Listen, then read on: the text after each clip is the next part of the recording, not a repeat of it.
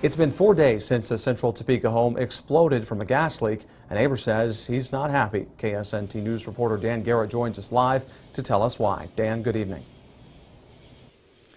Jace, this is what's covering the ground at Anthony Sawyer's home. He's upset that he's still picking up the pieces because he says he wasn't warned about the gas leak.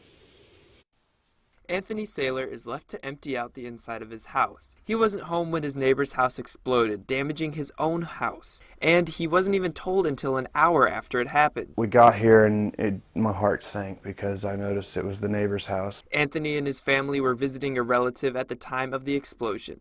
For that, he says they are lucky. It gets hot upstairs in the summer, so my children like to sleep on the futon, which would have been right here in this front room. And the window and everything blew straight onto that futon. Although Anthony is relieved his family is okay, he's upset that he wasn't warned about the dangers. Westar Energy received a call at 9 o'clock that night that there was a downed power line. The resident of 1331 High was told to leave their home immediately. Westar then put the area on a list that had 200 other downed power lines that day to be fixed. But then, nearly 2 hours later, Topeka Gas was notified of an incident on that same block. There was no indication of a gas leak, but Anthony says he should have been warned. Especially if they thought there was something going on, they should have definitely told somebody.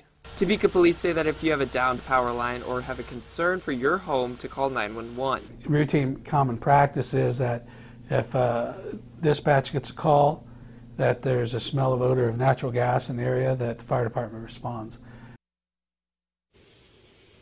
We're told that the gas leak happened because of storm damage that day, but Anthony and his family are still left to pick up the pieces and are looking for a new home.